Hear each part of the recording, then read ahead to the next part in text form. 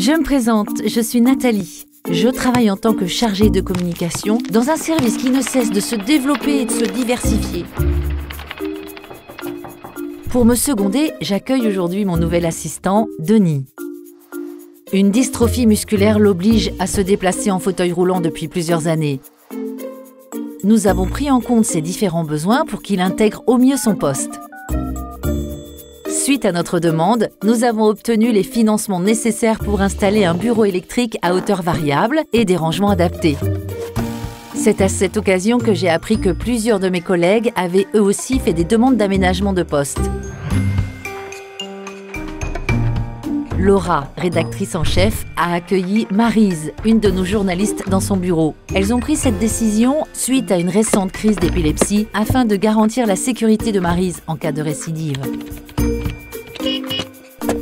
L'entreprise a également mis en place une convention de taxi pour qu'elle puisse se rendre à ses rendez-vous professionnels et en revenir sans prendre de risques liés à sa maladie et à son traitement. Laura, quant à elle, souffre de diabète. Un petit frigo a été installé sous son bureau pour y stocker son traitement et une pièce fermée est à sa disposition pour pouvoir s'isoler. Elle s'arrange également pour prendre ses pauses déjeuner à heure fixe. Stéphane est comptable. Son état de fatigue permanent a longtemps été la cible de nombreuses remarques. Récemment diagnostiqué, il sait désormais que cette fatigue est l'une des conséquences d'une hépatite C chronique.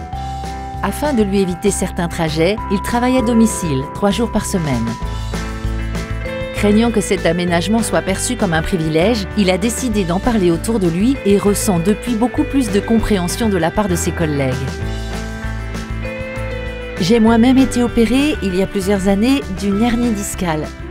J'ai encore de très fortes douleurs dans le dos et certaines positions prolongées me sont insupportables.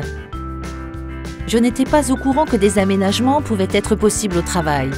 À vrai dire, je n'avais pas non plus conscience que ma situation pouvait être considérée comme un handicap. Je n'ai donc jamais fait les démarches. Selon mes collègues, la première chose à faire est d'en parler à mon médecin pour obtenir un avis et des certificats médicaux.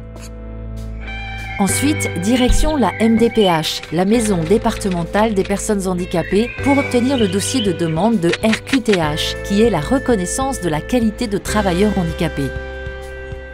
Si cette demande est validée, des organismes de financement sont sollicités et les aménagements peuvent être mis en place dans l'entreprise. Je suis surprise d'apprendre que 80% des handicaps sont invisibles.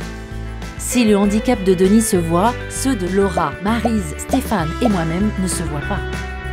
Il faut donc rester vigilant car certains comportements peuvent être mal interprétés et susciter des remarques blessantes. Je ne le savais pas, mais une personne sur 5 sera confrontée à un handicap au cours de sa vie.